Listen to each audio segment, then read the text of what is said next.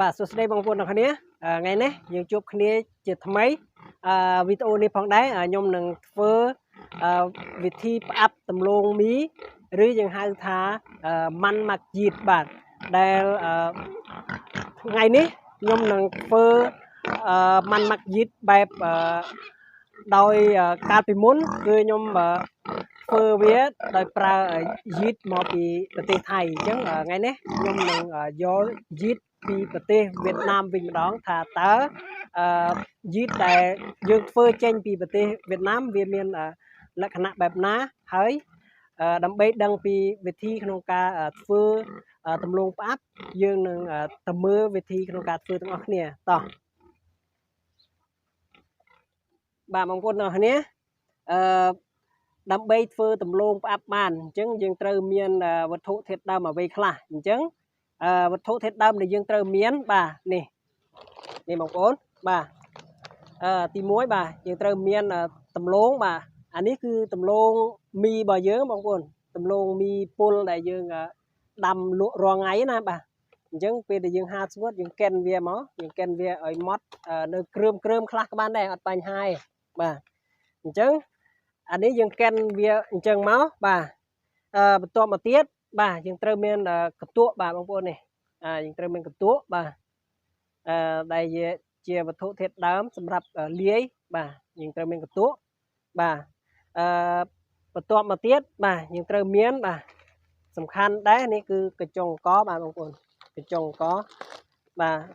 កញ្ចុងអង្ករមូលហេតុអីបានយើងប្រើកញ្ចុងអង្ករបាទដោយសារតែដំឡូងមីរបស់យើងវាតិចបាទបងប្អូនអញ្ចឹងណាបើសិនជាបងប្អូនមានដំឡូងមីច្រើនមិនចាំបាច់ប្រើកញ្ចុងអង្ករទេព្រោះយើងមានដំឡូងមីស្រេចហើយអញ្ចឹងណាប៉ុន្តែខ្ញុំមានដំឡូងមីតិចអញ្ចឹងខ្ញុំប្រើកញ្ចុងអង្ករលាយដែរបាទអញ្ចឹងមួយមុខទៀតគឺស្ករសបាទបងប្អូនស្ករសគឺខ្វះអត់បានទេបងប្អូនបាទស្ករសជាក់ស្ដែងកាលពីមុនខ្ញុំប្រើស្ករល្ងូបាទបងប្អូនខ្ញុំប្រើល្ងូប៉ុន្តែដោយសារតែខ្ញុំអស់ល្ងូហើយអញ្ចឹងទៅក៏ខ្ញុំមកធ្វើការប្រើជាមួយនឹងស្ករសវិញម្ដងប៉ុន្តែជាក់ស្ដែងស្ករសក៏វាអត់ជាបញ្ហាដែរបងប្អូនខ្ញុំធ្វើរួចមកអស់ហើយឃើញថាលទ្ធផលគឺវាល្អដូចគ្នាទេបាទវាមានក្លិនឈ្ងុយដូចគ្នាបាទអញ្ចឹងដែលសំខាន់បំផុតបាទនេះបងប្អូនថ្ងៃនេះបាទថ្ងៃនេះខ្ញុំលើកយកពីយីតបាទយីតរបស់វៀតណាមបាទដោយសារតែអានេះគឺខ្ញុំទើបតែយកចូលមកបាទបងប្អូនអញ្ចឹងទៅខ្ញុំនឹងធ្វើការសាកល្បងនៅវគ្គនេះបាទហើយកាលពីមុនខ្ញុំប្រើអានេះបាទបងប្អូននេះខ្ញុំប្រើយីតមកពីប្រទេសថៃបាទបងប្អូនខ្ញុំប្រើយីតមកពីប្រទេសថៃបាទអញ្ចឹងការលាយធ្វើផ្អកដំឡូងមីផ្អាប់បាទយើងចាំបាច់ត្រូវតែមានយីតទើបយើងអាចធ្វើជាដំឡូងផ្អាប់បានបើសិនជាយើងអត់មានយីតយើងអត់អាចធ្វើដំឡូងផ្អាប់បាននោះទេបាទអញ្ចឹងយីតនេះវាមានសារៈសំខាន់បាទបងប្អូនមានសារៈសំខាន់មែនទែនបាទវាជួយរំលាយអាហារបាទវាមានតួនាទីគឺជួយរំលាយអាហារជួយឲ្យពោះវៀនរបស់ជ្រូករបស់យើងរីកបានល្អបាទរីកធំបានល្អហើយវាជំរុញការស្រូបយកសារធាតុអាហារផងដែរបាទវាជួយឲ្យជ្រូករបស់យើងធំលឿនបាទអានេះណាបាទបើតាមទិន្នន័យនៅក្នុងដែលយីតគឺវាអាចប្រើបានទៅលើទាំងសត្វគោសត្វក្របីសត្វជ្រូកសត្វមាន់ទាបាទគឺបានទាំងអស់អញ្ចឹងយើងអាចលាយធ្វើជាដំឡូងមីផ្អាប់ដើម្បីឲ្យសត្វទាំងប្រមាណប្រភេទហ្នឹងស៊ីបានដោយមិនប៉ះពាល់ដល់សត្វនោះទេបាទបងប្អូនអញ្ចឹងជាក់ស្ដែងបទពិសោធន៍នេះខ្ញុំចេះមកគឺដោយសារតែខ្ញុំនៅរៀនកាលពីមុនខ្ញុំរៀននៅប្រទេសថៃបាទបងប្អូនអញ្ចឹងទៅធ្វើឲ្យខ្ញុំដឹងពីវិធីក្នុងការធ្វើនៅដំឡូងមីផ្អាប់នេះគឺដោយសារតែខ្ញុំរៀននៅហ្នឹងគេបង្រៀនគឺគេបង្ហាត់ ហើយគេមានឲ្យយើងទៅចុះកម្មសិក្សាអញ្ចឹងយើងទៅចុះកម្មសិក្សាយើងឆ្លងកាត់នៅការធ្វើម៉ាន់ម៉ាក់ជីតឬក៏ទម្លងផ្អាប់នឹងឯងបាទអញ្ចឹងទៅក៏យើងយកចំណេះហ្នឹងយកមកអនុវត្តនៅប្រទេសយើងវិញម្ដងអញ្ចឹងណាបាទអញ្ចឹងមួយមុខទៀតគឺយើងមានទឹកបាទបងប្អូនយើងត្រូវមានទឹកណាបាទនេះទឹកយើងសម្រាប់លាយយីតណាបាទយើងត្រូវមានទឹកបាទទឹកអញ្ចឹងបើសិនជាយើងលាយមួយចានដែកនេះបាទបងប្អូនមួយចានដែកនេះគឺប្រហែលជា2ត្រូកន្លះបាទបងប្អូនកន្ទក់យើងប្រើកន្ទក់2ត្រូកន្លះយើងពេញចានដែកនេះតែម្ដងបន្ទាប់មកយើងប្រើកញ្ចុងអង្ករយើងប្រើតែ1គីឡូបានហើយបាទកញ្ចុងអង្ករ1គីឡូមកដលងមីយើងអាចដាក់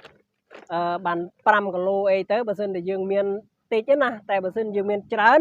យើងដាក់ឲ្យច្រើនជាងកន្ទក់គឺល្អបាទបងប្អូនដាក់ឲ្យច្រើនជាងកន្ទក់ណាប៉ុន្តែសម្រាប់ខ្ញុំមានតិចបាទខ្ញុំមានដំឡូងមីតិចអញ្ចឹងទៅខ្ញុំប្រើតិចដែរអញ្ចឹងណាបាទចំពោះវត្ថុធាតុដើមនេះយើងប្រើនេះគឺវាអត់ទាន់ស្តង់ដារទេដោយសារតែយើងមានតិចអញ្ចឹងណាបងប្អូនប៉ុន្តែយើងធ្វើកើតដូចគ្នាប៉ុន្តែបើសិនជាបងប្អូនមានច្រើនខ្ញុំណែនាំឲ្យបងប្អូនប្រើដំឡូងឲ្យច្រើនជាងកន្ទក់បាទព្រោះអីដំឡូងវាមានតម្លៃទាបជាងកន្ទក់អញ្ចឹងណាបាទហើយណាមួយដំឡូងវាមានជាតិម្សៅច្រើនផងដែរបាទកន្ទក់គឺវាអត់សូវមាននៅជាតិម្សៅប្រមាណទេវាមានតិចតួចអញ្ចឹងណាដោយសារតែអញ្ចឹងហើយបានយើងត្រូវប្រើនៅដំឡូងមីឲ្យច្រើនអញ្ចឹងណាបាទអញ្ចឹងវិធីក្នុងការលាយគឺយើងប្រើមានទឹកអានេះទឹកនេះខ្ញុំថ្លឹង8គីឡូបាទបងប្អូន8គីឡូបើសិនជាគិតទៅវាតែ7គីឡូឯងយើងកាត់ចេញធុង1គីឡូបាទអញ្ចឹងទៅវា7គីឡូយើងប្រើស្ករកន្លះគីឡូបងប្អូនស្ករកន្លះគីឡូទឹកប៉ុណ្ណឹងយើងប្រើស្ករកន្លះគីឡូបាទយើងចាក់ចូលក្នុងនឹងតែម្ដងបាទយើងចាក់ចូលក្នុងនឹងមកចាក់ស្ករចូលក្នុងនឹងមកបាទយើងកូរវាឲ្យរលាយបាទឲ្យលាយឲ្យសព្វឲ្យលាយស្ករតែម្ដងបាទសម្រាប់ថ្ងៃនេះខ្ញុំនឹងធ្វើការផ្អាប់ជាមួយនឹងយីតដែលមកពីប្រទេសវៀតណាមបាទអញ្ចឹងខ្ញុំចង់ដឹងថាតើវាកើតជារូបរាងឬក៏លក្ខណៈបែបណារវាងយីតនេះដោយសារតែទី1ខ្ញុំអត់ចេះភាសាវៀតណាមទេអញ្ចឹងទៅធ្វើឲ្យខ្ញុំពិបាកក្នុងការបញ្យល់បងប្អូនតាក់ទងទៅនឹងយីតដែលមកពីវៀតណាមអញ្ចឹងខ្ញុំប្រើគឺខ្ញុំប្រើតាមយីតដែលខ្ញុំប្រើកាលពីមុនអញ្ចឹងណាបាទអញ្ចឹងទៅសម្រាប់យីតនេះយើងចាំទៅមើលនៅវីដេអូក្រោយទាំងអស់គ្នាថាតើលទ្ធផលនៅពេលដែលយើងផ្អាប់បានរយៈពេល1សប្តាហ៍តើវាមានផលមកយ៉ាងដូចម្ដេចហើយវាកើតឬក៏យ៉ាងណាយើងនឹងទៅទស្សនាមើលទាំងអស់គ្នាបាទ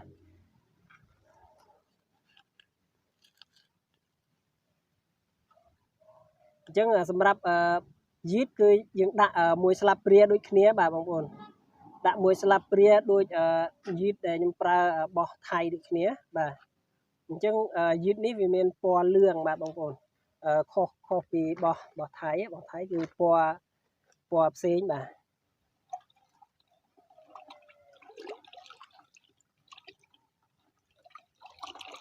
អញ្ចឹងអានេះលាយទៅគឺធ្វើឲ្យទឹកលឿងតែម្ដងបាទប៉ុន្តែបើសិនជាបោះថៃយើងលាយទៅធ្វើឲ្យទឹកវាពណ៌ត្នោតបាទបងប្អូនពណ៌រាងត្នោតបោះថៃបាទ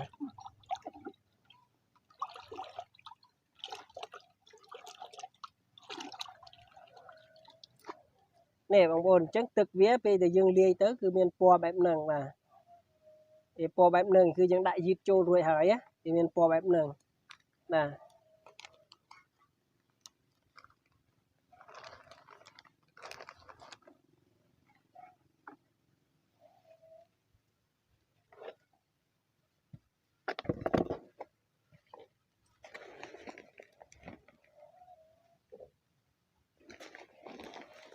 ចឹងកន្ទក់ខ្ញុំអត់ថ្លឹងទេដោយសារតែខ្ញុំវល់ កាត់មុនខ្ញុំវល់ទៅវា2ត្រូកន្លះបងប្អូន2ត្រូកន្លះវាពេញចានដែកនេះអញ្ចឹងខ្ញុំដួសដាក់ពេញចានដែកតែម្ដងអញ្ចឹងអានេះវាចិត្តពេញអញ្ចឹងយើងថែមអានេះទៀត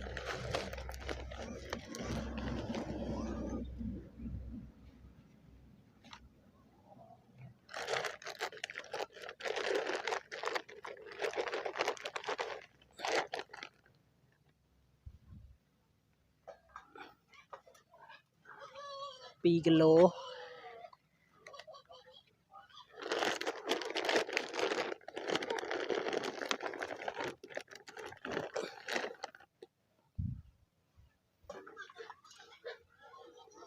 ពី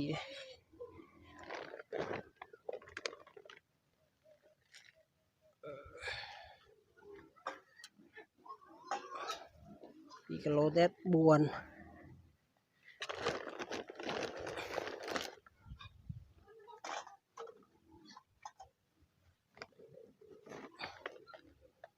អានេះតំឡូងខ្ញុំប្រើតែ5គីឡូទេដោយសារតែតំឡូងរបស់ខ្ញុំតិចដែរខ្ញុំត្រូវទុកលាយក្រោយទៀតបងប្អូនបាទអញ្ចឹងបន្ទាប់មកយើងធ្វើការច្បល់វាឲ្យចូលជាមួយកន្ទក់តែម្ដងបាទ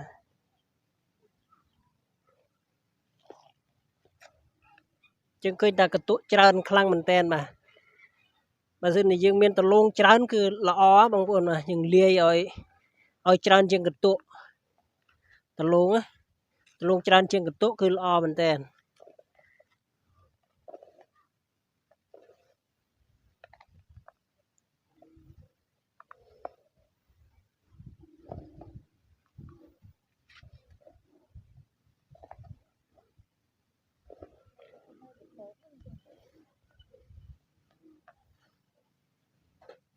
្ចឹងយើងលាយទៅគឺបានមួយចានដែកល្មមអញ្ចឹងណាបាទអញ្ចឹងបន្ទាប់ពីយើងច្បល់រួចហើយយើងចាក់ទឹកចូលតែម្ដងបាទ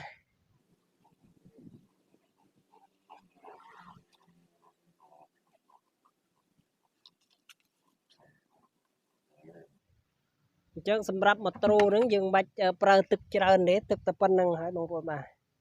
អញ្ចឹងនៅពេលដែលយើងលាយទៅវាល្មម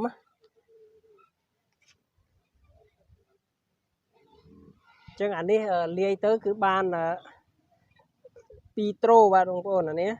លាយទៅបាន2ត្រូអញ្ចឹងយើងចាំមើលទាំងអស់គ្នាថានៅពេលដែលបាន2ទៅ3ថ្ងៃខ្ញុំនឹងបើកមើលបាទបងប្អូនដោយសារតែអានេះយើងផ្អាប់តែ1យប់ទៅ2យប់យើងអាចបើកមើលបានអត់បញ្ហាទេណា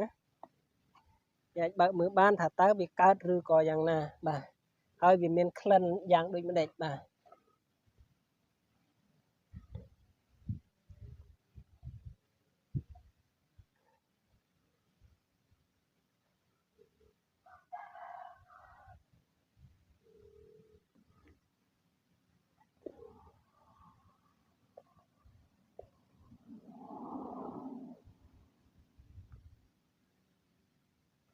អញ្ចឹងល្បាយលាយរបស់វាបងប្អូនបាទល្បាយលាយរបស់វាយើងត្រូវលាយឲ្យវាចេញសំណើមបែបហ្នឹងបងប្អូនបាទឲ្យចេញសំណើមបែបហ្នឹងឲ្យចេញជាសំណើមជាប់បែបហ្នឹងបានវាកើតបានល្អបាទពេលដែលសំណើមវាជាប់បានប៉ុណ្្នឹងគឺវាកើតបានល្អបាទវាកើតបានល្អពេលដែលសំណើមជាប់អញ្ចឹងបាទ